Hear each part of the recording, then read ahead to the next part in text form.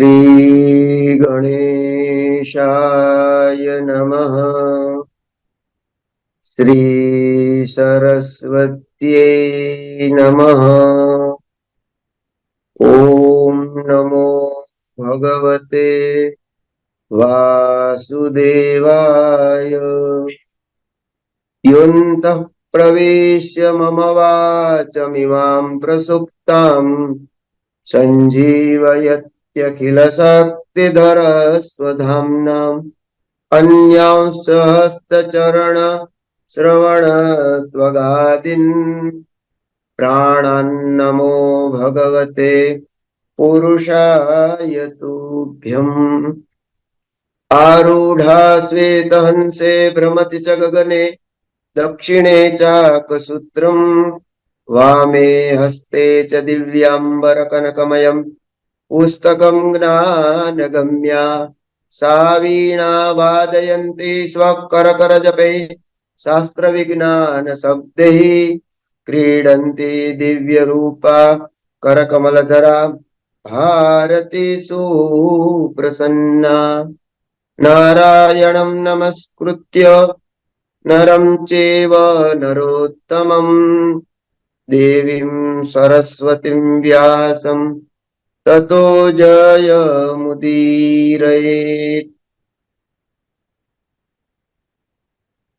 संस्कृत संस्कृति संस्थानम् पुराण प्रज्ञा प्रतिष्ठानम् एतयोः द्वयोः माध्यमेन समायोजित श्री अग्निपुराण विशेष व्याख्याने अद्य नवमः प्रकल्पः व्याख्यानं वर्तते। आदौ परम पूज्याः प्रातस्मरणीयाः अस्माकं दादाजी गुरुवर्याणां श्रीचरणयोः प्रणतितयः परम पूज्याः श्री नरेंद्र भाई पंड्या महोदयाः परम पूज्याः श्री भोगायता गुरुवर्याः एवं च परम श्रद्धेयः श्री पंकज भाई रावल महोदयाः परम श्रद्धेयाः श्री राजेश भाई शास्त्री वर्याः योगेश भाई जितेंद्र भाई एवं च अन्ये च पुराण रसपान परायणाः विद्वांसः सर्वेभ्यो नमो नमः। अग्निपुराण स्वाध्याय शिबिर आभासीय व्याख्याने अग्निपुराणस्य अध्यायः शताधिकम् एकषष्टितमः नाम 20 अध्यायानां स्वाध्यायः अद्य कर्तव्योऽस्ति। भगवत् कृपया मनुष्य देह प्राप्ति भवति, तत्रापि गुरु कृपा भवति, सरस्वती कृपा भवति, इष्ट कृपा च भवति, तदा सत्संग भवति। अद्य अस्माकं कृते महत् आनन्दस्य दिवसः अस्ति।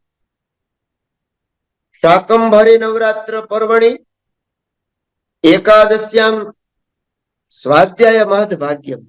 पूज्यपादानां कौंडिन्य गुरुवर्याणां स्मरणं भवति। एकादश्यां विशेषेण कर्तव्यं भोजनद्वयम्।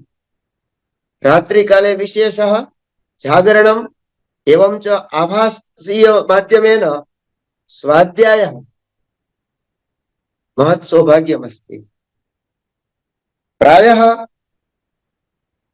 एकः नियमः अस्ति, यत्रास्ति भोगो न च तत्र मोक्षः। यत्रास्ति भोगो न च तत्र मोक्षः, यत्रास्ति मोक्षो न च तत्र भोगः। यत्रास्ति मोक्षो न च तत्र भोगः। श्री सुंदरी साधन तत्पराणां श्री सुंदरी साधन तत्पराणां भोगश्च मोक्षश्च करस्थ एव। भोगश्च मोक्षश्च करस्थ एव।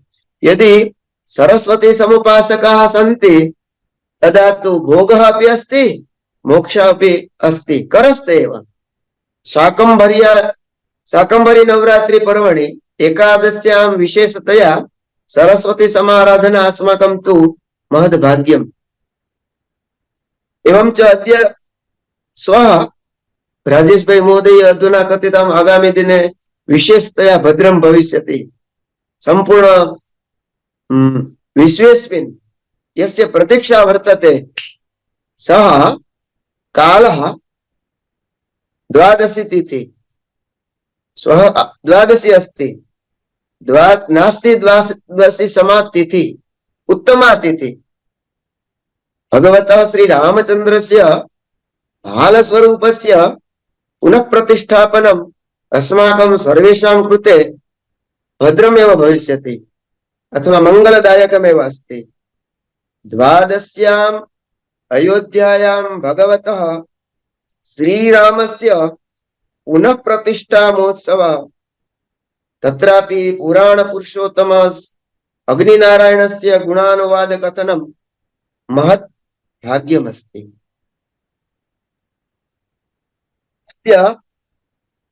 भगवन्तं श्रीरामचन्द्रं स्मृत्वा दादाजी वर्याणामपि स्मरणं भवति। पूज्यपादैः दादाजी वर्यैः यथा श्रीमद् भागवतं विषये चिन्तनं कृतं लिखितम् अस्ति तथैव श्रीराम कृते अपि चिन्तनं व्याख्यानं प्रदत्तम् अस्ति। एका पुस्तिका वर्तते रामकथामृत। रामकथामृत अर्थात् प्रेम रसायनम्। तत्र व्याख्याता वर्तते अस्माकं दादाजी वर्या पूज्य श्री कृष्णशंकर शास्त्री जी अतिथि। तर्हि वेदांत विषये काव्यतीर्थ विषये शास्त्र अध्ययनं कृत्वा राम विषये अपि पूज्यपादैः तत्र व्याख्यानं प्रदत्तम् अस्ति। अतः तु तेषामपि एकः सङ्कल्पः आसीत् अस्माकं राष्ट्रं सुराष्ट्रं भवेत् हिन्दू राष्ट्रं भवेत्। तेषां सङ्कल्पपूर्ति आगामी दिने भविष्यति। अद्य अग्निनारायणस्य अग्निपुराणानुसारं गुणानुवाद कथनं महद् सौभाग्यमस्ति।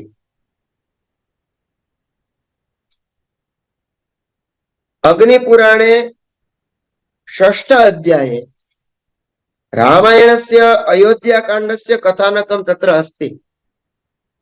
51 श्लोकैः भगवता वेदव्यासेन अयोध्याकाण्डस्य अपि वर्णनं कृतम्। श्वः रामस्य आगमनमस्ति अतः पूर्वभूमिका रूपेण अस्माकं सर्वेषां कृते आनन्दविषयः। अस्माभिः अग्निपुराणस्य चिन्तनं क्रियते। अग्निपुराणे 5म अध्याये रामावतार कथानकमपि वर्णितमस्ति। अत्र पूर्वं अष्ट वक्तृभिः सर्वं निवेदितमेव। तत्रापि 5म अध्याये अग्निपुराणे भगवतः रामस्य वर्णनम् अस्ति। तत्र स्वयं अग्निरुवाच अग्निदेवः कथयति नारायणमहं वक्ष्ये नारदेनोदितं पुरा वाल्मीकये यथा तद्वत् पठितं भुक्ति मुक्तिदम्। रामायणं तु भुक्तिं मुक्तिं ददाति, भुक्तिमपि ददाति मुक्तिमपि ददाति। रामायणं भुक्ति मुक्तिदं ददाति। पुनः तत्रापि लिखितं रामस्य प्रयोजनं रावणार्धे वधार्थाय चतुर्थाभूत स्वयं हरिः। रावणार्धे वधार्थाय चतुर्थाभूत स्वयं हरिः। रागनो दशरथात् रामः कौशल्यायां बभूवः। श्रीरामः स्वयं हरिः अस्ति। पुराण पुरुषोत्तमः हरिः। रामः हरिः हरति चित्तं मनः दुःखम अज्ञानम क्लेशम अंधकारम स हरिः। अतः अस्माकं ध्येय मंत्र अस्ति श्रीहरि। विद्यापीठस्थः कर्दमाः तथा लिखन्ति श्रीहरिः। तो श्रीहरि नाम स्वयं रामः एव हरि अस्ति। विष्णु वा विष्णु अंशावतार रूपेण। अधुना अद्य अस्माभिः श्रीमद् अग्निपुराणस्य चिन्तनं कर्तव्यमस्ति। अग्निपुराणस्य शताधिकं 60 अध्याय पर्यन्तं पूज्यपादैः भोगायता गुरुवर्यैः अमृत शास्त्र वचनैः स्वाध्याय कारिता। भोगायता गुरु जी अगर बोले उसके बाद हमको बोलना है तो थोड़ा कष्ट भी होता है, क्योंकि वो विद्वान है। तथापि पवित्र मत बुद्धि पवित्र वाचा करने के लिए कुछ हम सत्संग करते हैं। तो यहाँ पर अस्माभिः 61 अध्याय पर्यन्तं तु स्वाध्याय कृतः। अद्य नवमः प्रकल्पः, व्याख्यानस्य नवमः प्रकल्पः। तदा 61 अध्यायानां 61 तः 81 अध्याय पर्यन्तं 20 अध्यायानां 20 अध्याय का थोड़ा स्वाध्याय चिंतन करते हैं। स्वाध्याय नित्य करना चाहिए। इस आधार पर प्रति रविवार को पुराण प्रज्ञा प्रतिष्ठान द्वारा जो प्रकल्प किया है वो अच्छा है। इससे मेरा भी थोड़ा स्वाध्याय होता है। तो अस्माभिः यति धर्मात् आरभ्य पंचमी व्रत पर्यन्तम् अस्माभिः यति धर्मात् आरभ्य पंचमी व्रत पर्यन्तम् यथामति चिन्तनीयमस्ति। तत्र यति धर्माः, जब किसी पाठ में जाएंगे तो वहां उसका अनुक्रम बोल देंगे और फिर उसमें समास व्यास विन्यास न्याय से थोड़ा भाव प्रकट होता है। तो यहाँ हम देखने वाले हैं 20 अध्याय में। तो पहले होगा यति धर्म, यति नाम धर्माः यति धर्माः। दूसरा होगा धर्म शास्त्रस्य वर्णनम, फिर श्राद्ध कल्प वर्णनम, आगे है नवग्रह होम वर्णनम, विविध धर्म वर्णनम, वर्णाश्रम धर्मादि वर्णनम, फिर अयुत लक्ष कोटि होम वर्णन। इससे भी आगे जैसे राजू भाई शास्त्री जी ने बताया, हम सब छोटे बड़े पाप तो करते ही है, तो उस महापातकादि वर्णन, फिर पाप के बाद उसका प्रायश्चित कैसे होता है। अनंतरम तस्य प्रायश्चितम अपि मुनिभिः अत्र प्रकटितमस्ति। अनंतरम अति उत्तमं पापनाशन स्तोत्रमपि अस्ति। भगवतः स्मरणं क्रियते चेत् सर्व पाप प्रणाशनम्। तथैव अत्रापि अग्निपुराणे पापनाशन स्तोत्रमपि अस्ति। अनन्तरं व्रत परिभाषा, व्रतस्य परिभाषा, व्रति भवति, व्रतं यस्य अस्ति स व्रति। तो व्रतस्य परिभाषा, व्रतादीनां नियमाः, अनन्तरं प्रतिपदातः पंचमी व्रतपर्यन्तं, प्रतिपदातः पंचमी व्रतपर्यन्तम् अस्माभिः तत्र चिन्तनीयम् अस्ति। श्रीमद् अग्निपुराणे पुष्कर उवाच इति यति प्रथमः अस्ति। 61 अध्याय। अत्र पुराणों में कई संवाद होते हैं। तो यहाँ पर भी अग्नि पुराण में जब जब पुष्कर उवाच आएगा तो पुष्कर और परशुराम जी की बात है, और अग्नि का आएगा तो अग्नि और पुष्कर की बात है। वहां पर लिखा है मनवादयो भुक्ति मुक्तिर, मनवादयो भुक्ति मुक्तिर धर्मान अर्चित्वाप्नुवन्ति यान प्रोचे परशुरामाय वरुणोक्तास्तु पुष्करः। जिन धर्मों का पालन करके मनु आदि राजर्षियों ने भोग तथा मोक्ष को प्राप्त किया, वरुण के द्वारा उनका उपदेश प्राप्त करके, माने गुरु परंपरा प्राप्त इदम। पंकज भाई ने एक दफे कहा था कि हमारे ऋषि बहुत दयालु है, कोई भी कोई श्लोक होता है, कोई अच्छी बात होती है, वो अपने नाम नहीं कर देते हैं, कहते हैं कि इसने बोला है पूरा उत्तम। तो किसी ने पूरा बोल दिया है, तो ये बात भी सबसे पहले भगवान वरुण देव ने उपदेश दिया था पुष्कर को, और पुष्कर ने अभी उपदेश देने की शुरुआत की है वहां पर परशुराम जी को।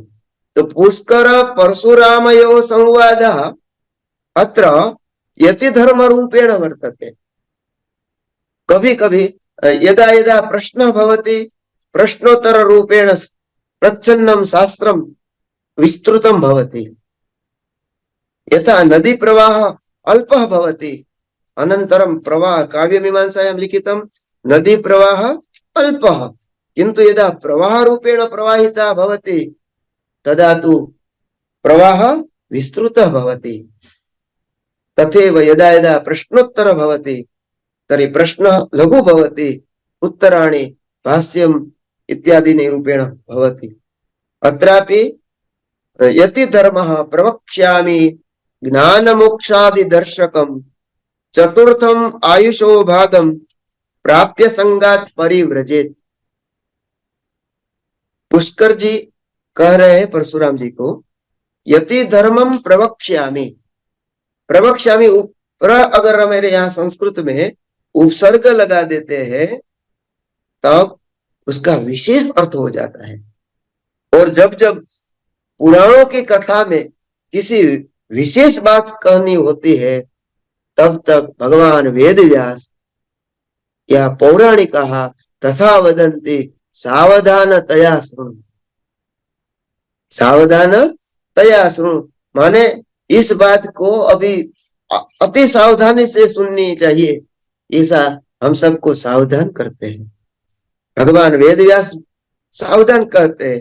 और यहाँ पर प्रवक्ष्यामि, मैं यति धर्म को प्रवक्ष करता हूं जो ज्ञान मोक्षादि दर्शकम। ज्ञान यति का धर्म है, वो ज्ञान भी प्रदान करता है, ज्ञान का भी दर्शन कराता है और मोक्ष भी देता है। किसी फल की अपेक्षा के रहित कोई भी कर्म नहीं करते। विना कारणे न वेद अध्ययनं कर्तव्यम् किंतु तत्रापि अस्माकं किमपि प्रयोजनम् अस्ति। यदि वेदाध्ययनं न क्रियते चेत् अस्माकं विप्रत्वं गच्छति। अतः वेदाद् विप्रत्वम् अनभ्यासेन वेदानाम्।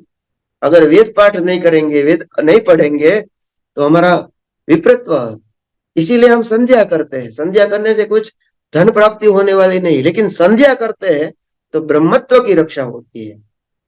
ऐसे ही यहाँ पर यति धर्म का परम फल प्राप्ति है ज्ञान मोक्षादि दर्शकम। ज्ञान प्राप्ति भी होगी और मोक्ष प्राप्ति भी। वहां पर वेदांसार में कहा मुमुक्षत्व अधिकारी वही हो सकता है नित्य अनित्य वस्तु विवेक, यह मूत्र फल भोग विराग, समाधि संपत्ति और मुमुक्षत्व। किसी को मोक्ष की तो इच्छा रखनी ही चाहिए, मुझे मोक्ष मिले।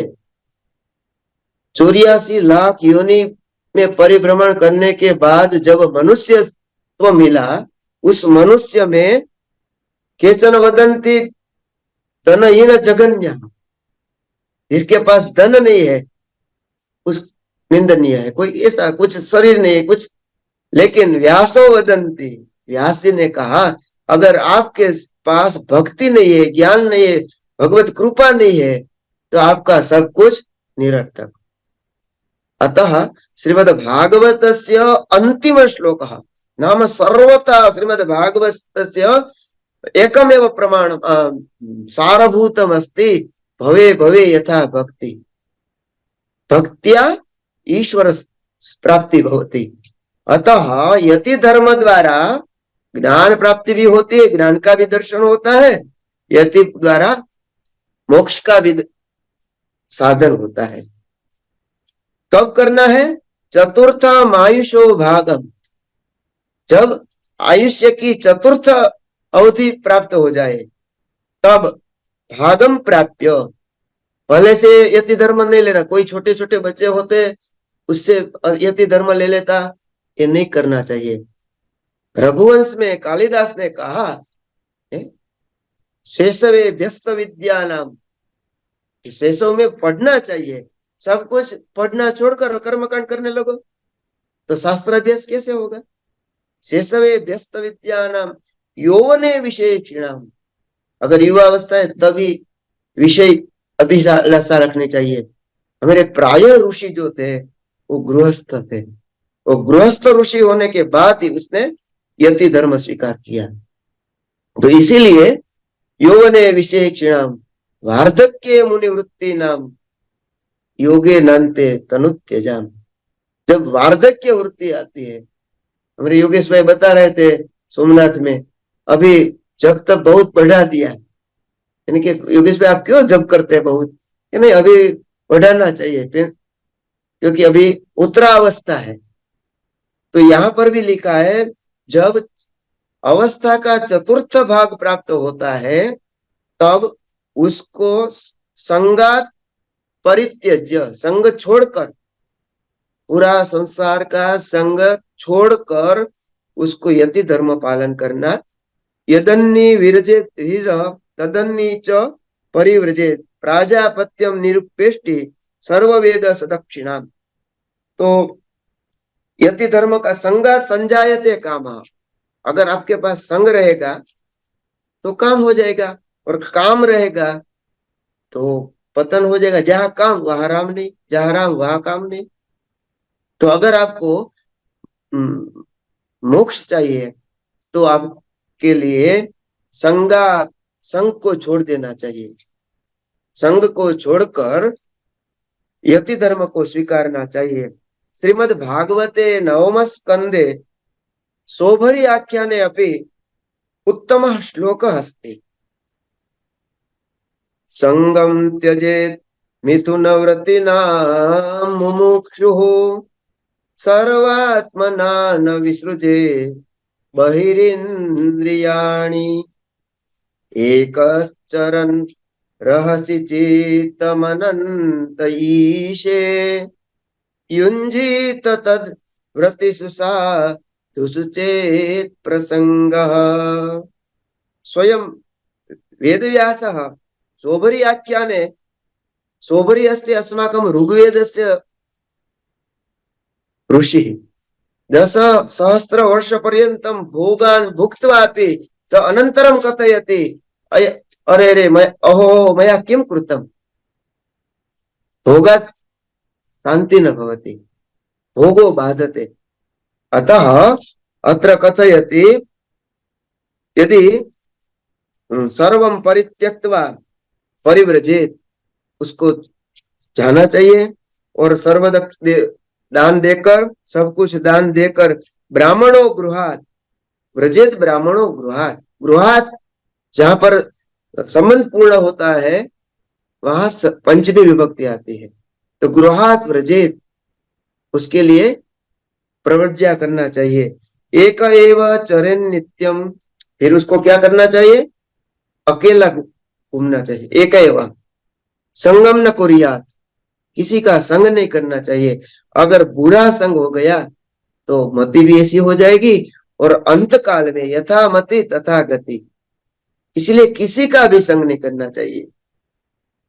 जड़ भरत का आख्यान में भी वो अकेला ही घूमता था, ऋषभदेव अकेले ही घूमते थे, तो वो सब परमहंस थे।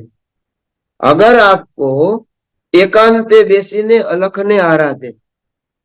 गुजरात एकांते बेसी अलख ने आराधे. अगर यति धर्म स्वीकार करने के बाद आप कुछ और करने लगे तो भी आपका मृत्यु बिगड़ जाएगा, मोक्ष नहीं मिलेगा. मोक्ष चाहिए तो एकांत में ग्रामात अन्नार्थम आश्रय, ओ भिक्षा लेने के लिए गांव में जाना और फिर गांव से बाहर बैठ जाना चाहिए. उपेक्षको असंचयी, किसी का संचय नहीं करना चाहिए. जितना भी संचय उतना अधिक उपाधि. तो इसीलिए को मुनि ज्ञान समन्वित, ज्ञान समन्वित श्रेष्ठ कपालम वृक्ष मूलम च, कैसा कैसा करना चाहिए. फिर उसको मृत्यु की प्रतीक्षा करनी चाहिए. कालमेव प्रतीक्षेत, उसको भगवत चर्चा करते करते समय वो नारद जी भी कहते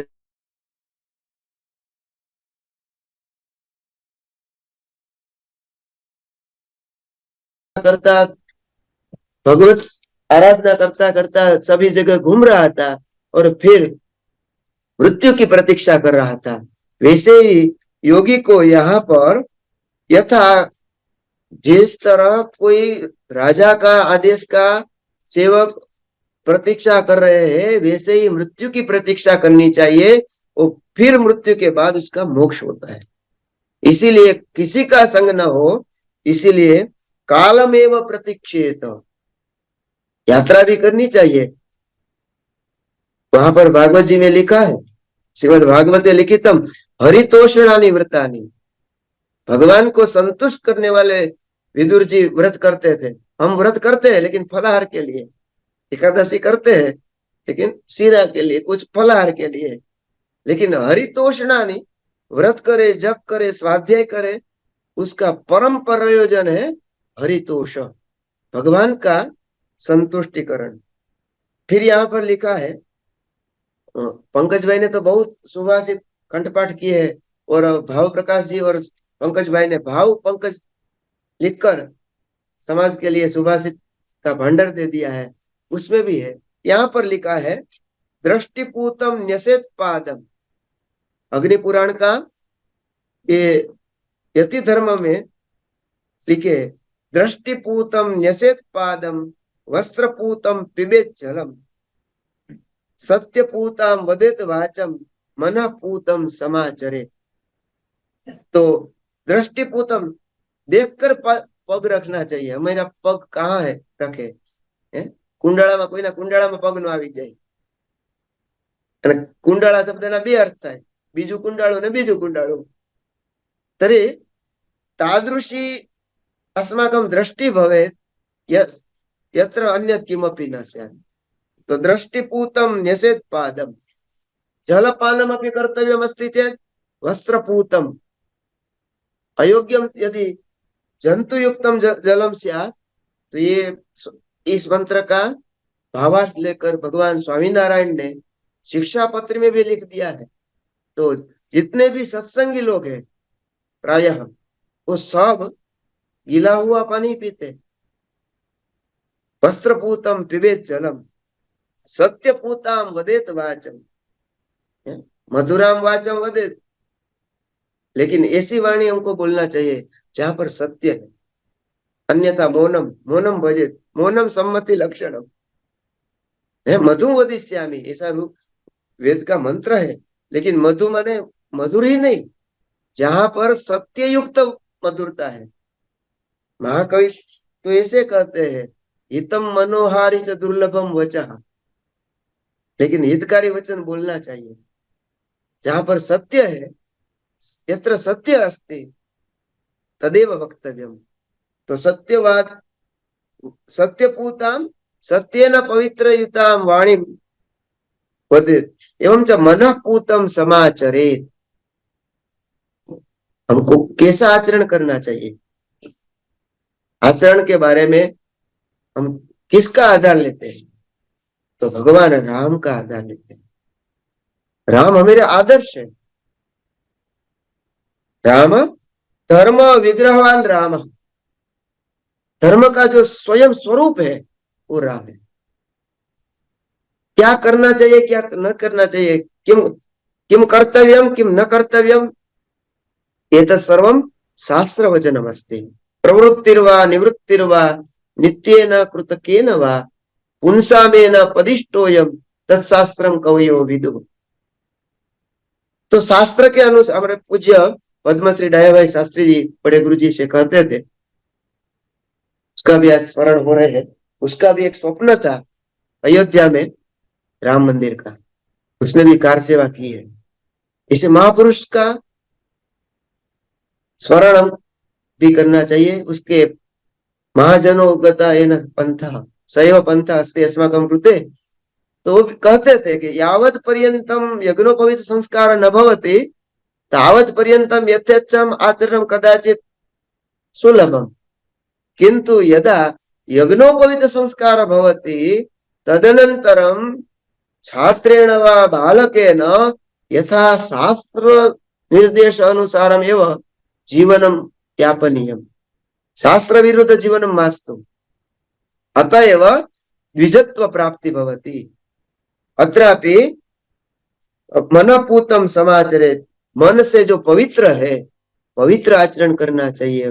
मुझे अच्छा लगे ऐसा नहीं, मन से जो अच्छा है ये आचरणीय मस्ती।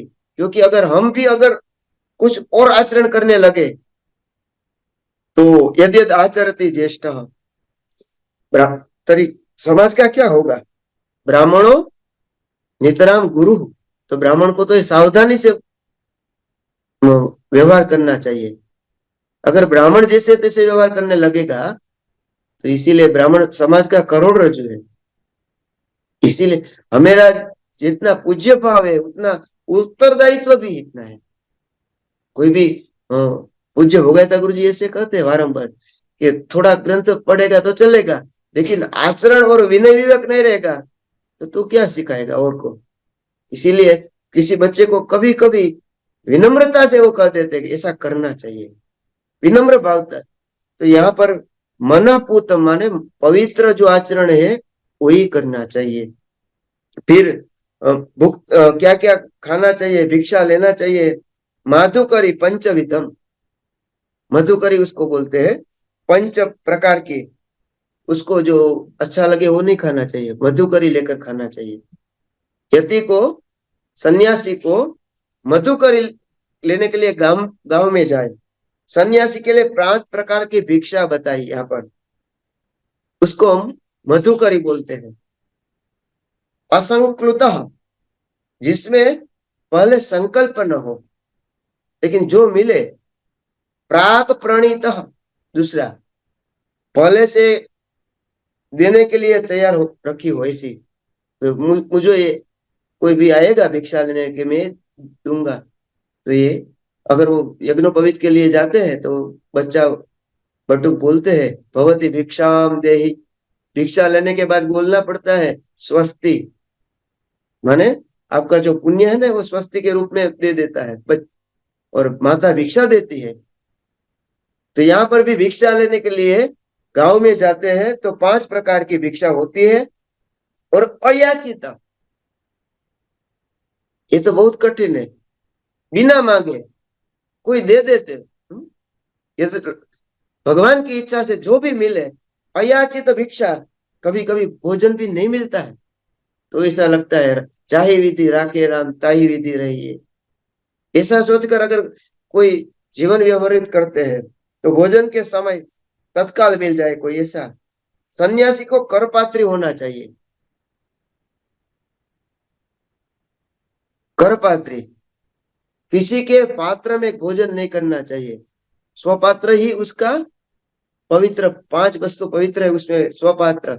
हमारे यहाँ संस्कृत के परम विद्वान करपात्री जी महाराज हुए, उसका चरित्र में एक दफे सुन रहा था। सुबह 3 बजे वो चलने के लिए निकलते थे और चलते चलते पूरा दुर्गा सप्तशती का पाठ करते थे। पूरा चलते चलते समय वो जितने भी चलते थे उसी समय चलते चलते दुर्गा सप्तशती का पाठ सुबह में ब्रह्म मुहूर्त में करते थे। उस करपात्री जी महाराज ने एक दफे संकल्प किया, भागवत जी का अनुष्ठान करना है, वहां व्यास कौन रहेगा? तो बनारस में करपात्री जी यजमान थे और व्यास थे हमारे परम पूज्य कृष्णशंकर शास्त्री जी दादाजी। हमारा बड़ा सौभाग्य है, ऐसे परम विद्वान के वहां भी भागवत करने वाले हमारे दादाजी थे। तो आज करपात्री होना चाहिए, उसको इस यति को करपात्र होना चाहिए। जैसे तो फिर उसको क्या क्या करना चाहिए? शुद्ध भावे चरित धर्म, शुद्ध भावना से धर्म का आचरण करना चाहिए। सम सर्वेषु भूतेषु, यति को सभी प्राणी मात्र में एक समान दृष्टि रखनी चाहिए। ये बड़ा है, ये धनवान है, ये गरीब है, ऐसा कभी नहीं होना चाहिए। ये तुच्छ है, ये उच्च है। भगवान के वहां न लिंग। एक दफे कर्णावती से आदरणीय योग योग गुरु यहाँ आए थे और पूज्य माँ को, मंगलाबा को कहा, तू कैसा है? तो हमने कहा ये इसको लिंग भेद मालूम नहीं है क्या? तो फिर तुरंत उसने बोल दिया कि ब्रह्म की कोई लिंग नहीं होती है, ना पुरुष ना स्त्री, मैं आपकी आत्मा को पूछ रहा हूं। तो ऐसा ही सम सर्वेषु भूतेषु न लिंगम न कारण धर्म कारणम, इसका ये धर्म का उत्तम है, ऐसा कुछ वहां यति को नहीं रखना चाहिए। सन्यासी जब बन जाते हैं उसके बाद उसका धर्म एक ही होता है, ईश्वर प्राप्ति। फलम तो न नाम ग्रहणा देव तस्य वारी प्रसिद्धति। उसके बाद अस्थि सूर्णम स्नायुयुतम मास शोणित लेपनम चरमावनद्धम दुर्गंधम पूर्णम मूत्र पुरीशयो। इस शरीर को तो ऐसा मानना चाहिए, सन्यासी को कभी भी शरीर की तरफ जिज्ञासा नहीं रखनी चाहिए। वहां पर श्रीमद् भागवत में यह लिखा है, सन्यासी को इस शरीर को अस्थि स्थूणम स्नायुयूतम मांस शोणित लेपनम चरमावनद्धम दुर्गंधम पूर्ण मूत्र पुरीशयो, ऐसा मानना चाहिए। जरा शोक समाविष्टम रोगायतन मातुरम, रोगायतरम, रोग નું ઘર છે આ તો ગમે ત્યારે આવી જાય। तो रजस्वनम अनित्यम च भूतावासम इमम त्यजेत, तो मोह भाव छोड़ देना चाहिए। वहां पर भी सबसे पहले महात्म्य में गोकर्ण महाराज पिताजी को, आत्मदेव जी को कह रहे हैं, चतुर्थ अध्याय 80वां श्लोक, देहस्थिमांस रुधिरे विमतिम त्यजत्वम छाया सुतादिषु सदा ममतां विमुञ्च पश्यानिशं जगदिदं क्षणभंगनिष्ठं वैराग्य राग रसिको भवभक्तिनिष्ठ। रसराज प्रभु के सामने प्रभात फेरी में जाते थे निर्मला गुरु जी, रजनीकांत गुरु जी, कौंडिन्य गुरु जी, दादाजी कभी कभी आ जाते थे और गुरु जी कभी कभी अच्छे अच्छे पारायण के बाद एक श्लोक लेकर उसका भावार्थ जो सुनाते थे, वो आज हम सबको अमृत स्वरूप प्राप्त हो रहा है। तो जा वहां पर भागवत में भी ऐसा लिखा, यहाँ पर भी सन्यासी को ये शरीर का बहुत स्नेह नहीं रखना चाहिए। फिर उसको ध्रुति क्षमा दमोस्तेयम शोचमिंद्रिय निग्रह ऋर्विद्या सत्यम क्रोधो दशकम धर्म लक्षणम। ये श्लोक अग्नि पुराण का भी है, मनुस्मृति में भी आते हैं, कई और पुराणों में भी ये श्लोक हमको प्राप्त होते हैं।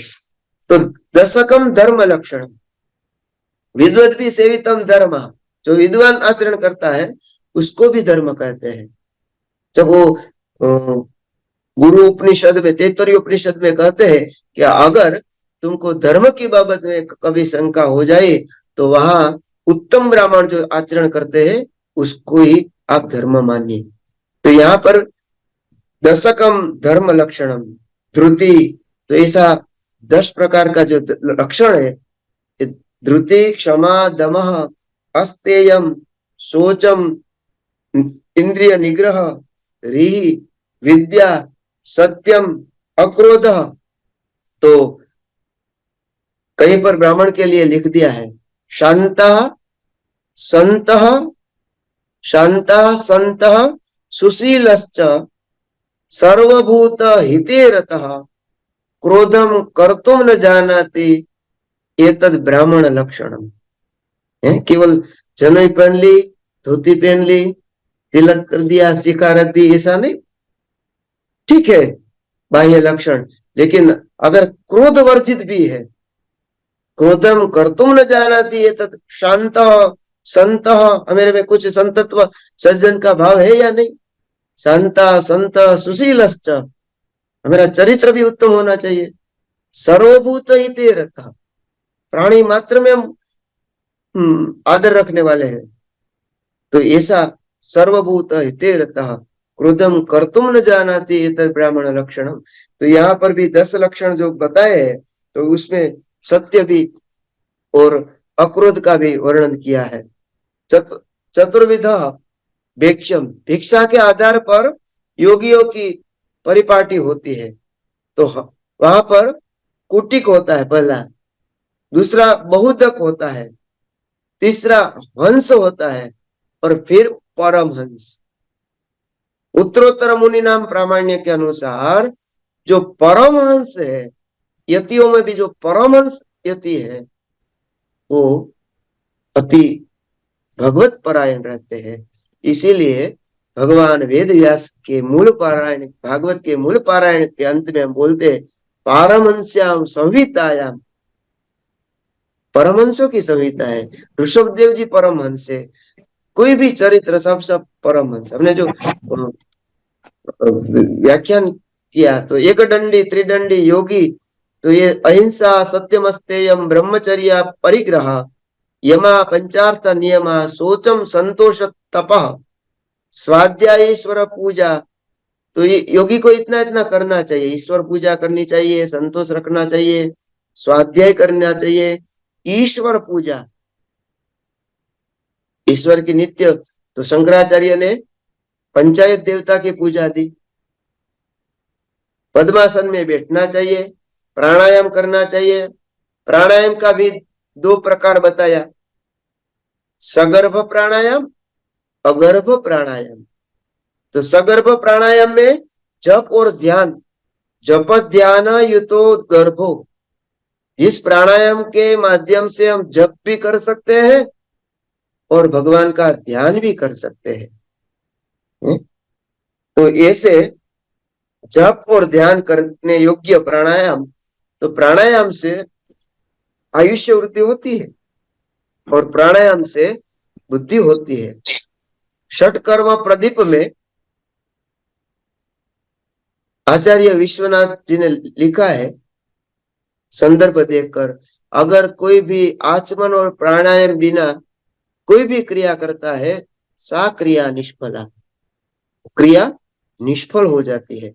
इसीलिए संध्या में भी प्राणायाम करना चाहिए, कोई भी योगी को भी प्राणायाम करना चाहिए।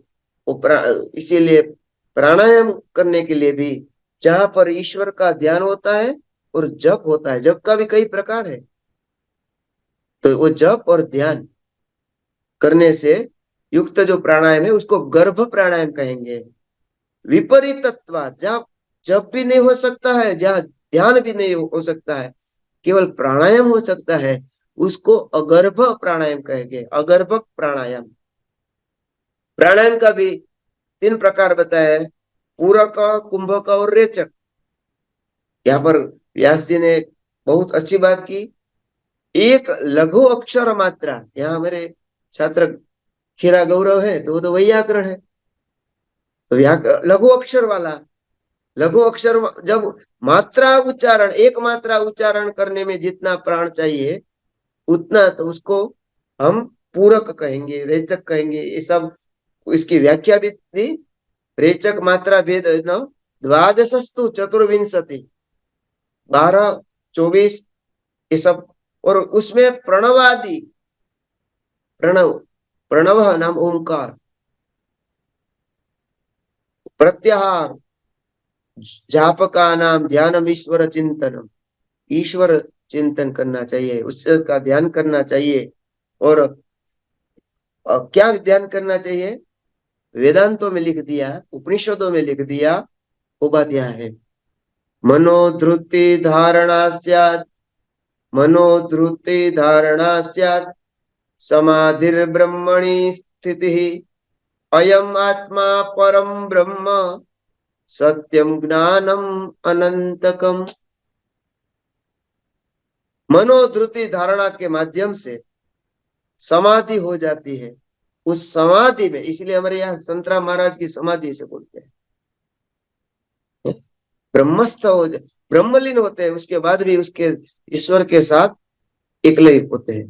तो यहाँ पर भी तो तब उसको क्या, वेदांत का वाक्य है, अयम आत्मा ब्रह्म, अयम आत्मा ब्रह्म की उसको अनुभूति होती है।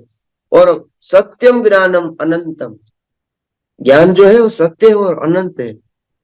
अनंत विद्या अल्पस्य काल बहुलास्य विद्या, तद्वत ज्ञान भी अनंत है।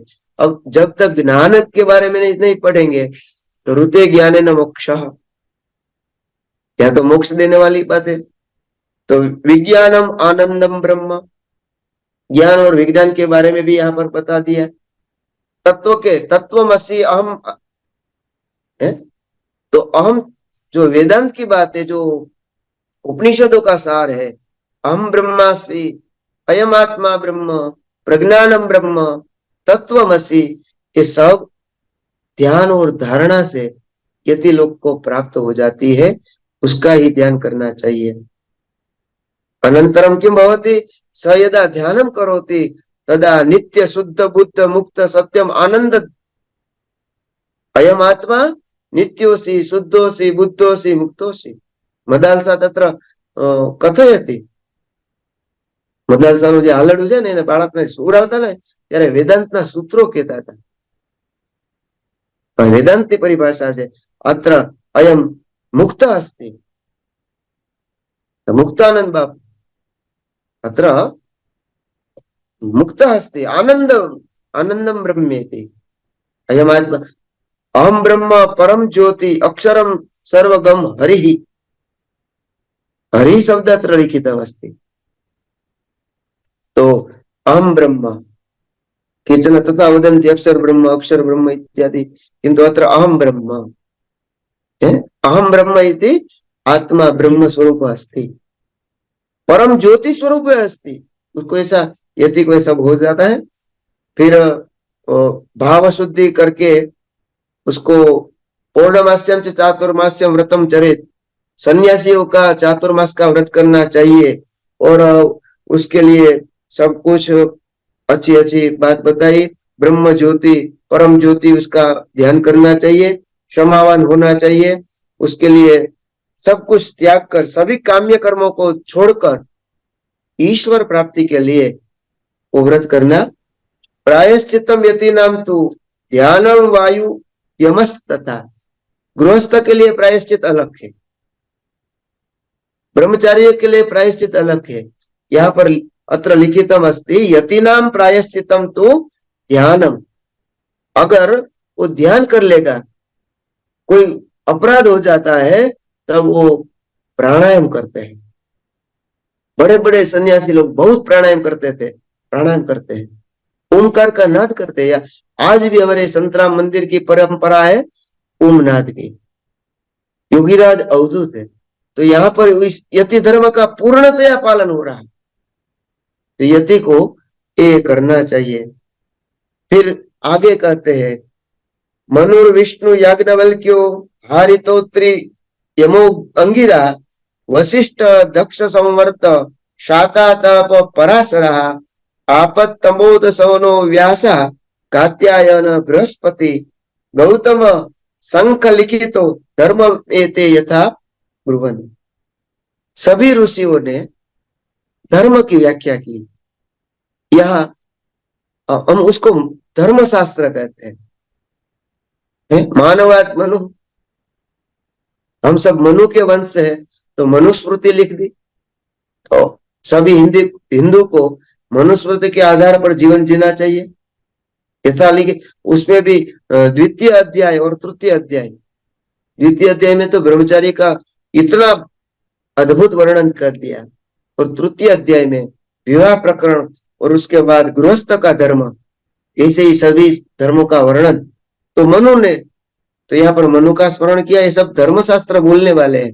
इतने सर्वेपि धर्मशास्त्र विशारदाः। विष्णु विष्णु स्मृति भी है, याज्ञवल्क्य स्मृति भी है। फिर हारित स्मृति, हारित नाम के ऋषि हुए। अत्रि स्मृति, स्वयं यमराज ने बताया यम स्मृति। अंगिरा ने बताया अंगिरा स्मृति। वशिष्ठ ऋषि ने बताया वशिष्ठ स्मृति।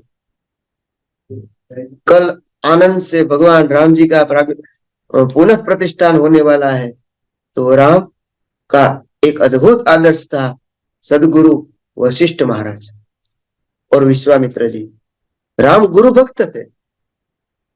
तो वशिष्ठ जी ने भी बताया, जब राम जी कहते हैं कि राम राज्य की कल्पना, राम राज्य की कल्पना है कि भाई हम अभी अदंड्योस्मि तदा तत्र कथयति उत्तर राम व प्रसन्न राघव नाटक है धर्मेण दंड्योस्मि। हे राम, अगर आपको ऐसे किसी का दंड की जरूरत नहीं तो आप धर्म से दंडित होगा, आपको धर्म राज्य करना है। तो ये गुरु ही बता सकते हैं। तो वशिष्ठ गुरु, दक्ष स्मृति भी है, संवर्तक स्मृति है, पराशर स्मृति है, आपस स्मृति है, और व्यास जी ने भी बता दिया। कात्यायन स्मृति, बृहस्पति स्मृति, गौतम स्मृति, 18 स्मृति का नाम है। अष्टादश स्मृतयः, शंख नाम के एक ऋषि हुए और लिखित नाम के भी ऋषि हुए। एते सर्वेपि धर्म विशारदा आसन, तो उस सब ने धर्म बताए। तो भुक्ति मुक्ति प्रदम, ये धर्म भी है। यहाँ पर भी भुक्ति देने वाले, भोग और मुक्ति। भोग भी देते हैं, सुख भी देते हैं और मुक्ति भी देते हैं। कर्म भी दो प्रकार, धर्म भी दो प्रकार के बताए, प्रवृत्तम निवृत्तम च। कर्म वैदिकम, वेद का परम प्रयोजन है हमको कर्म बता दे। तो बस किसी ने बता दिया कर्मकांड, तो कर्मकांड सामान्य नहीं है, उपासना कांड भी है, कर्मकांड भी है, ये सब। तो उपासना ज्ञान कांड को छोड़ दिया, उपासना ज्ञान को छोड़ दिया, केवल कर्मकांड को तो पकड़ लेते हैं। तो ऐसा नहीं। तो वेद में षडंगो वेदो देयो ज्ञेयश्च निष्कारण है ना। तो यहाँ पर भी बताया निश्रेयस कर्म। तो आगे बताते हैं धर्मशास्त्र का वचन, अहिंसा गुरु सेवा च निश्रेयस कर्म परम। परम माने श्रेष्ठ, श्रेष्ठ धर्म है अहिंसा। अहिंसा परमो धर्म। हिंदू की परम व्याख्या दी शास्त्रकारों ने, हिंसया दुव्यते यह सह हिंदू। एकमात्र छोटी सी हिंसा भी हो जाए तब भी किसी को दुख होता है, ऐसा सनातनी जीव होते हैं। इसीलिए तो भरत जी, ऋषभ देव, ये सब देखकर चलते थे, दृष्टिपूतम जैसे पातम। किसी की भी हिंसा न हो, प्राणी मात्र का कल्याण। सनातन धर्म का एक उद्देश्य यहाँ पर लिखा अहिंसा गुरु सेवा च। अगर विद्या प्राप्त करनी है तो गुरु शुश्रूषया विद्या, गुरु की सेवा करेंगे। मैंने देखा है, मैंने तो बहुत देखा। मैं अभी विश्वविद्यालय में गया था, तो वहां एक विद्यार्थी से मिले, बहुत अच्छा विद्यार्थी। तो फिर मैंने कहा तुमने एक विषय बदल दिया, आप साइंस में थे, आप संस्कृत में आ गए, ऐसा क्या हो गया? उसने कहा कि मैं गया, मुझे तो क्या पढ़ना था मालूम नहीं था, एक लड़का मुझे ले गया, उस गुरु जी का दर्शन किया और तब से मैंने सोच लिया मुझे पुराण ही पढ़ना है। और फिर से मैं देखता उसकी श्रद्धा बहुत पंकज भाई गुरु जी में। तो वैसे ही अगर कोई भी व्यक्ति किसी भी गुरु में श्रद्धा रखेगा तो उसका कल्याण ही होता है। तो ये वो धर्म है, गुरु गुरु में विश्वास हो, गुरु वाक्य, गुरु वाक्य में विश्वास रखना वो धर्म है। तो परमम श्रुतम, फिर सर्व विद्यालम अमृतम ततः, उसके बाद अमृत प्राप्ति होती है। समम पश्चिन, समम समान पर देखना चाहिए। पंडिता समदर्शी नाम, पंडित लोग हैं वो समदर्शी होते हैं। उसके बाद आत्मज्ञान समम वेदाभ्यास से यत्नवान, उसको वेदाभ्यास करना चाहिए। द्विजन्म सामर्थ्य सामर्थ्यम ब्राह्मण से विशेषतः, जिसको ब्राह्मणत्व मिला है। तो कई लोग बोलते हैं कि जातिवाचक है, कि वर्णवाचक है, कोई निंदक भी है। मैं सुनता था अभी एक व्यक्ति को, और रामभद्राचार्य के बारे में जो बोलने लगा, तो उसको मालूम नहीं कि ब्राह्मण जातिवाचक नहीं है, ब्राह्मण गुणवाचक है। तो यहाँ पर भी लिखा है द्विज जन्म सामर्थ्यम ब्राह्मण से विशेषतः, वेदाध्ययन के लिए प्रायः ब्राह्मण क्षत्रिय और वैश्य विशेष रूप से समर्थवान होते हैं। तो उसको पढ़ना चाहिए। ब्रह्म भूयाय कल्पते, अगर वो वेद पढ़ेगा तो ब्रह्म भूयाय कल्पते हो जाएगा। स्वाध्यायानुपाकर्म श्रावण्याम श्रवणे, तो श्रावणी के दिन उसको यज्ञोपवीत संस्कार करना चाहिए। औषधि वासरे, औषधि वासरे यहाँ अच्छा शब्द लिखा है, औषधि मिलती है चंद्र से, तो यहाँ औषधि वासरे चंद्रवार माने सोमवार को, इसे ज्योतिष में तो लिखा है सोमवार को पढ़ने का प्रारंभ नहीं करना चाहिए। विद्यारंभे गुरु श्रेष्ठ, लेकिन व्यास जी यहाँ पर लिखते हैं सोमवार के दिन अगर पंचमी रहेगी, श्रावण मास रहेगा, तब वेदाध्ययन का प्रारंभ करना चाहिए। ये सब एक सब करना चाहिए, सब उपाकर्म करना चाहिए। और फिर सप्तत्रिंशत् अनध्याय, 37 जगह अथवा 37 स्थान ये अभ्यास न करो। अनध्याय प्रिया छात्रा इति पाणिनि, बच्चे को तो कभी पढ़ना ही नहीं चाहिए, नहीं अच्छे से नहीं लगता है। तो यहाँ पर भी लिखा है वेद आदि वैदिक धर्म कब नहीं पढ़ना चाहिए। तो यहाँ पर बताते हुए कहते हैं अनध्याय रखना चाहिए। उपाकर्म करने के समय श्रावणी के दिन नहीं पढ़ना चाहिए। अगर कोई शाखा के विद्वान का निधन हो गया तब नहीं पढ़ना चाहिए। फिर संध्या के समय, संध्या के समय संध्या ही करनी चाहिए, संध्या के समय वेद नहीं पढ़ना चाहिए। अगर मेघ के गर्जन के समय वेदाध्ययन नहीं करना चाहिए। आकाश में उत्पात होता है तब भी नहीं करना चाहिए। भूकंप 26/1 जो आया था उसी समय भी, भूकंप के दिन भी नहीं करना चाहिए। अगर उल्कापात हो तब भी तदापि अध्ययनम न कर्तव्यम। वेद समाप्ति अनंतरम तदापि न कर्तव्यम। रात दिन, पूरे रात और दिन आरण्य का आपने अध्ययन किया तो ग्रंथ के अध्ययन के बाद भी ये वेद का अध्ययन नहीं करना चाहिए। पौर्णिमायाम च, पूर्णिमा के दिन भी वेद का अध्ययन नहीं करना चाहिए। चतुर्दश्याम, चतुर्दशी के दिन वेद का अध्ययन नहीं करना चाहिए। अष्टमी, अष्टमी गुरु हंत्री च शिष्य हंत्री प्रतिपदा, पहले तो विद्यापीठ में एकम आठम की छुट्टी रहती थी, तो यहाँ पर लिखा है अष्टमी और राहु का सूतक को संधि काले। और यहाँ एक बहुत अच्छा लिख दिया, श्राद्धादि भोजन के बाद भी, कोई व्यक्ति श्राद्ध भोजन करते हैं तब भी उसको श्राद्ध भोजन के बाद भी ये अध्ययन नहीं करना चाहिए। एक एक दिन का उपवास रखना चाहिए।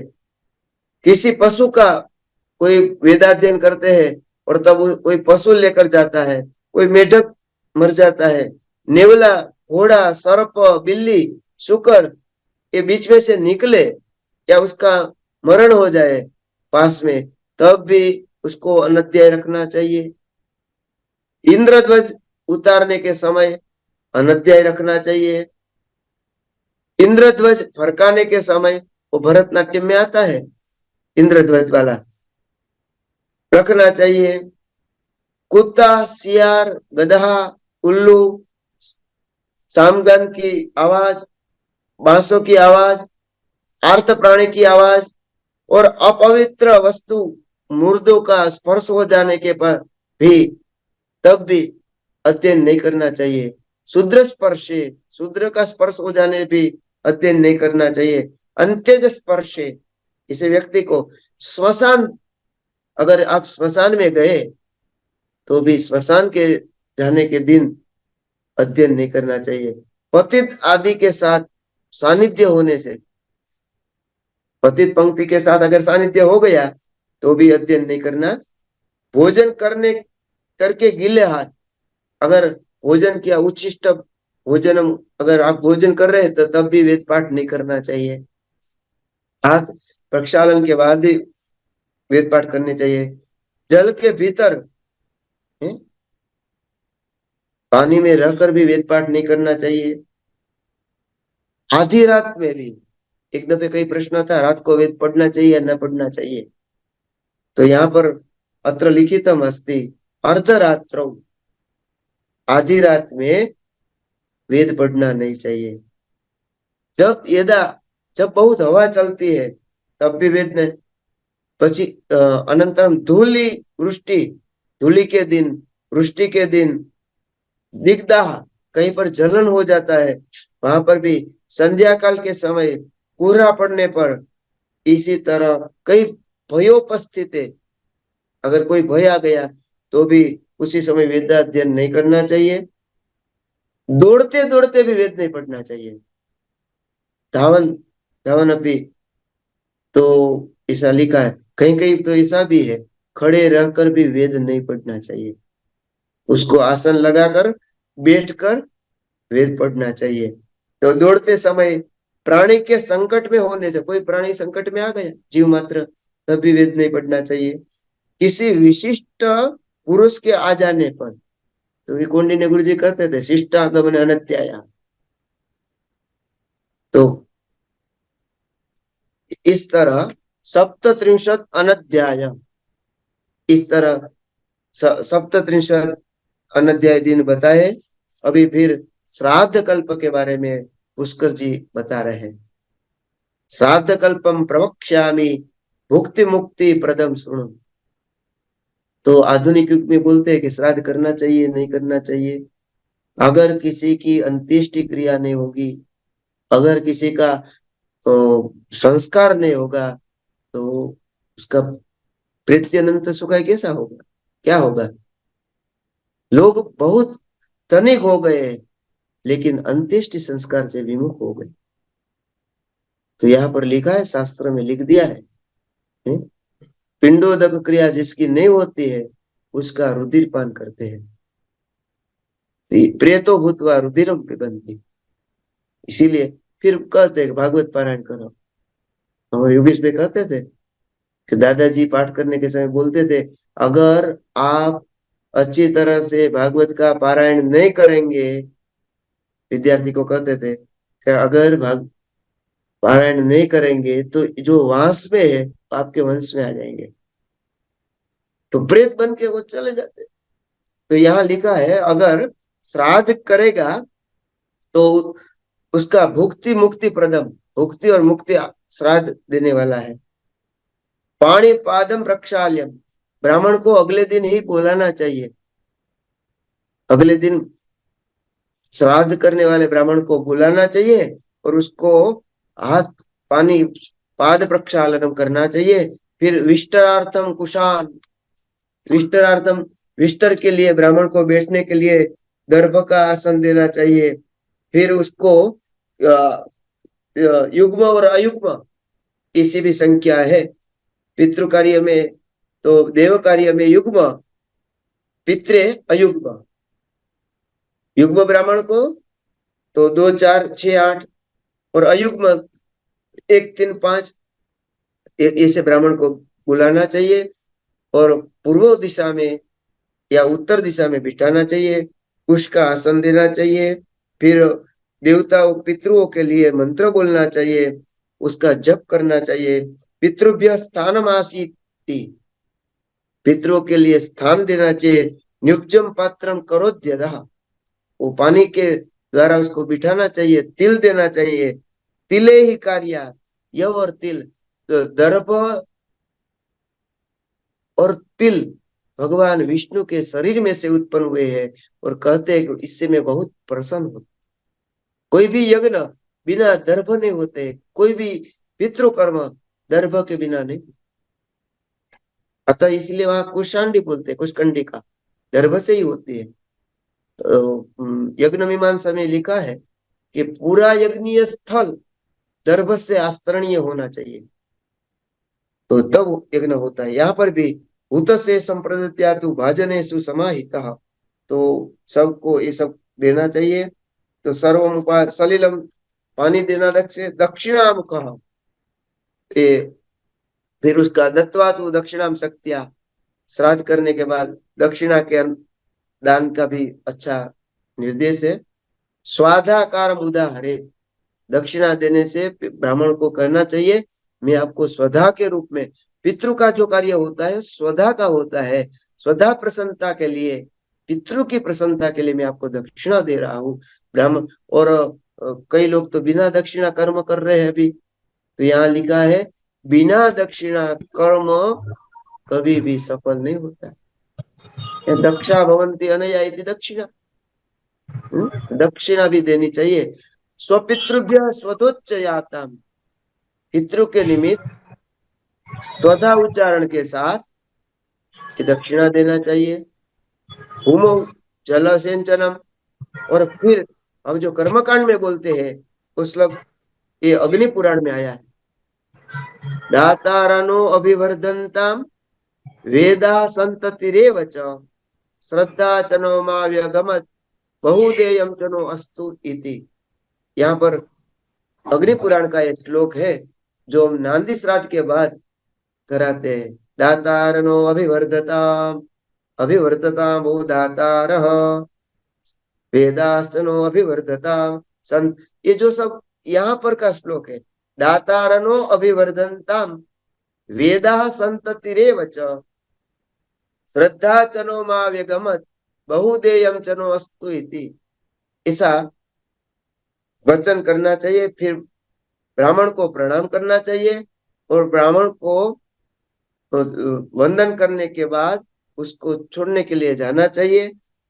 फिर ऐसा करने वाला, श्राद्ध करने वाला सुखी होता है। तो श्राद्ध करने का फल भी यहाँ लिखा है। कन्याम प्रजाम वंदिनश्च पशुन्मुख्यान् सुतानपि घृतम कृषिम च वाणिज्यम द्विसफे सपकम तथा ब्रह्मवर्चस्विनः पुत्रान् स्वर्ण रूपे सकुप्यके नाति श्रेष्ठम सर्वकामान् आपनोते श्राद्धदः सदा।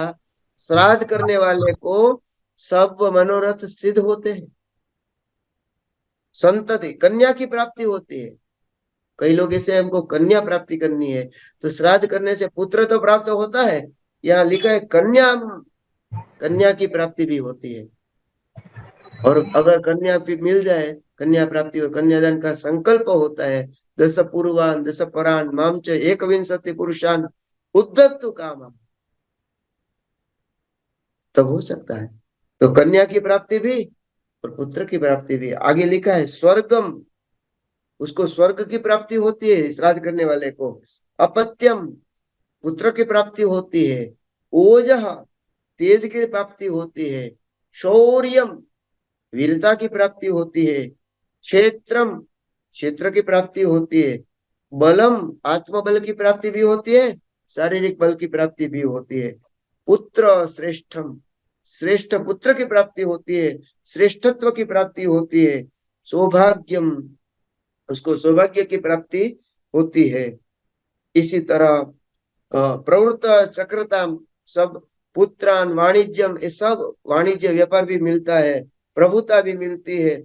आरोगित्वम, यहाँ लिखा है जो श्राद्ध करेगा उसको निरामय आरोग्य मिलता है। यशः, यश की प्राप्ति होती है। वित्त, वित्त, वित्त की भी प्राप्ति होती है। वित्त शोकता, तो विगत शोक, जहां से शोक चला गया तो माने आनंद की प्राप्ति होती है। परमाम गतिम, श्राद्ध, श्रद्धा से श्राद्ध करने वाले को परम गति की प्राप्ति होती है। तो ये चतुर्दशीम, तो स्वर्ग ये सब मिलता है। धनम विद्याम रुप्यम गाश्च आजीविकाम, ये सर्व देना भी चाहिए, ये सब मिलता भी है। राज्यम प्रीता नुणाम पितामहा प्रणयंती मनुष्याणाम पितृ श्राद्धेन तर्पिता, अगर पितृ श्राद्ध से तर्पित हो जाते हैं, प्रसन्न हो जाते हैं, तो यहाँ पर लिखा है प्रसन्न पितरः आयु प्रजाम धनम विद्याम स्वर्गम मोक्षम सुखानि च प्रयच्छन्ति तथा राज्यम प्रीता नृणाम पितामहः। यदि पितरः प्रसन्नः भवन्ति तृप्तः भवन्ति चेत् तदा ते आयुदानं कुर्वन्ति, प्रजादानं कुर्वन्ति, धनं यच्छन्ति, विद्यां यच्छन्ति, स्वर्गं यच्छन्ति, मोक्षं यच्छन्ति, सुखं च सर्वं यच्छन्ति। अतः अवश्यमेव अस्माभिः योग्य काले श्राद्धादि पितृकर्म कर्तव्यम्। अनन्तरं पुष्करः कथयति श्रीकामः शान्तिकामो वा गृहयज्ञं समाचरेत्। श्रीकामः, यदि लक्ष्म्याः इच्छा अस्ति, अगर किसी को धन की इच्छा है, अगर उसको शांति की इच्छा है, उसको गृह यज्ञम समाचरेत, गृह यज्ञ करना चाहिए, गृह शांति करनी चाहिए। गृह शांति से बहुत लाभ होता है। कभी कभी कोई भी उद्देश्य के बिना भी सभी ग्रह की प्रसन्नता के लिए गृह शांति करना चाहिए। तो कहीं पर लिखा है ग्रहा राज्यम प्रयच्छन्ति ग्रहा राज्यम हरन्ति च ग्रहेषु व्यापितं सर्वं त्रैलोक्यं सचराचरम। तो ग्रह शांति से अगर ग्रह तुष्ट हो जाएंगे, प्रसन्न हो जाएंगे, तो आपको राज्य मिल जाएगा। अगर ग्रह असंतुष्ट रहेंगे तो सब कुछ चला जाएगा।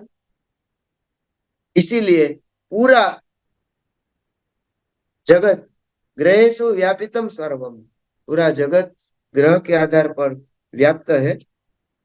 फिर सूर्य सोमो मंगलश्च बुधश्चाश्च बृहस्पति शुक्र शनेश्वर राहु केतु चे ग्रह स्मृता। नवग्रह का नाम यहाँ पर लिखा है।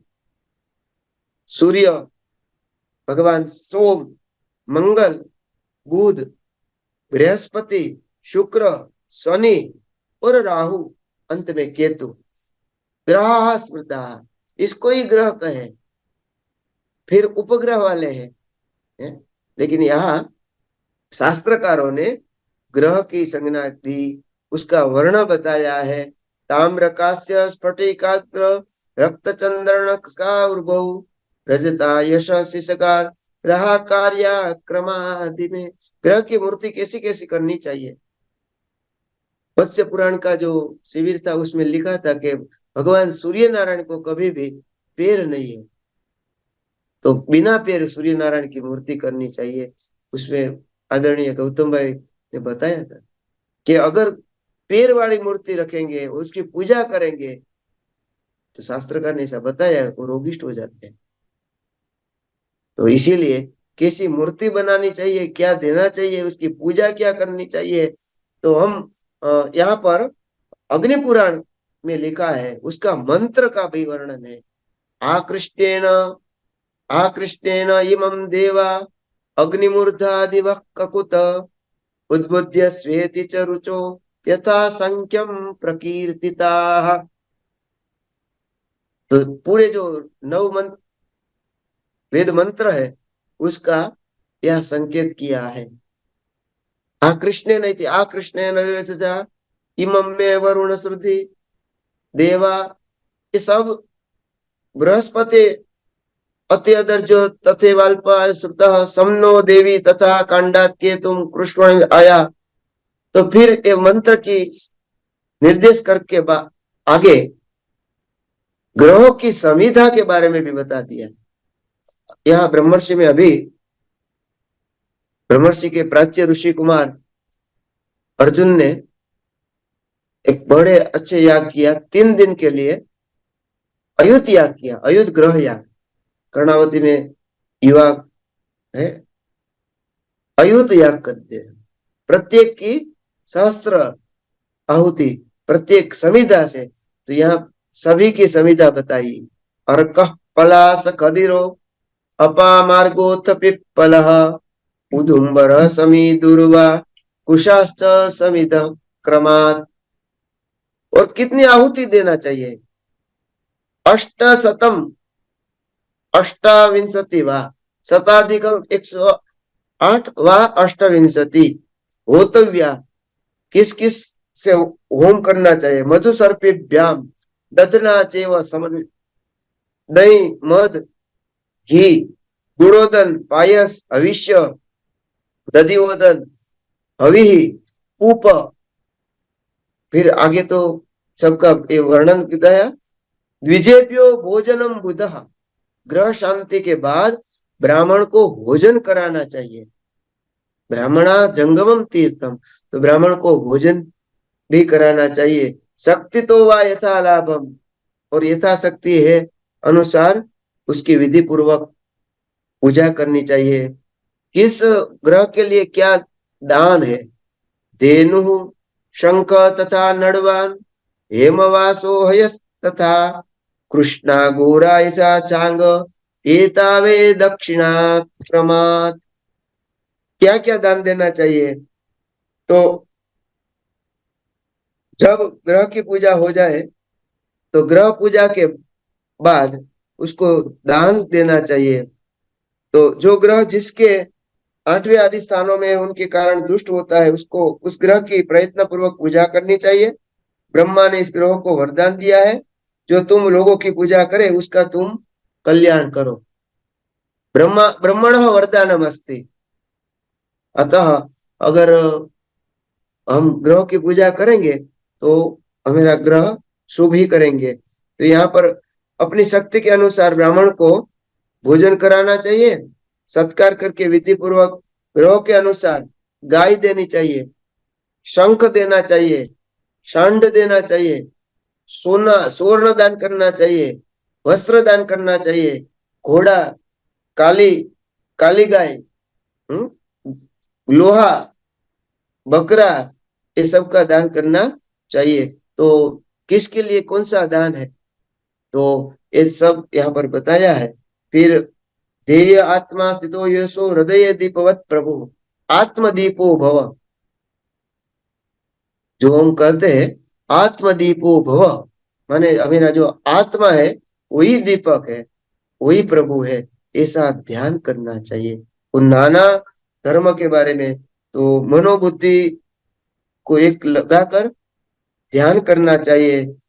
जो ध्यान करता है, ईश्वर का ध्यान करता है, ऐसे व्यक्ति को ही श्राद्ध का अधिकारी बनाकर दान देना चाहिए। यहाँ पर लिखा है ईश्वर परायणाय, ईश्वर परायण अस्ति तस्मै देयम गव्यम दधि घृतम पयः। ये सब दान उसको ही देना चाहिए जो ध्यान नहीं करता, ईश्वर को मानता ही नहीं। तो धीमहि शब्द का वहां अर्थ है हम उसका भगवान का ध्यान करते हैं। तो यहाँ लिखा है कि अगर आत्मदीप आत्मा का ध्यान करने वाला है, वेद कर्म विप्रो न दुष्यति, तो ब्राह्मण को ब्रह्मभूत होता है, वो योगी होता है, संयोगी होता है। तो उसको ध्यान करने से कई लाभ होते हैं। यन्नास्ति सर्वलोकस्य कथ्यताम तद अन्य से हृदय नावतिष्ठते। तो भगवान प्रत्येक सनातन का अर्थ है प्राणी मात्र में ईश्वर है? अंगुष्ठ मात्र हृदय सन्निविष्ट। तो ईश्वर को मानने वाला, पुनर्जन्म को मानने वाला, कर्म को मानने वाला, इसको हिंदू कहते हैं, इसको सनातन धर्मी कहते हैं। अस्माकं कृते तो पुनर्जन्म अपि अस्ति, अस्माकं कृते तो कर्मवादः अपि अस्ति, कर्मणा जयते जन्तु। अनन्तरं वर्णधर्मादि कथनम् वेदस्मार्थ प्रवक्ष्यामि धर्मं पंचधा स्मृतम्। तो वर्ण धर्म है सविघ्नेयो यथोपपन्नम। तो ब्राह्मण क्षत्रिय और वैश्य के लिए वर्ण धर्म है। ये चातुर्वर्ण्यम मया सृष्टम, जो वहां पर जाति शब्द नहीं है, वहां वर्ण है। ब्राह्मण एक वर्ण होता है, यहाँ पर भी वर्ण है और वर्ण के गुण होते हैं। भगवान ने जो गीता में भी कहा, यहाँ पर लिखा है वर्ण धर्म। तो वर्ण धर्म कहने वाले बहुत दुख भी होते हैं। कई मनुस्मृति को जाति धर्म करके वो उसको जला देते हैं। उसको क्या मालूम कि वर्ण धर्म माने मनु महाराज ने जो बताया है प्रत्येक के लिए ये आवश्यक है। यद आश्रमम समासित्य पदार्थ सविधि तते, उसको आश्रम के अनुसार जो श्रेष्ठ है उसको उप धर्म कहते हैं। तो निमित्त के द्वारा ब्रह्मचारी वानप्रस्थो यति नृप सबके वो धर्म होते हैं। 4 आश्रम होते हैं, 4 वर्णाश्रम भी होते हैं। तो इसके लिए विशेष प्रकार के धर्म होते हैं।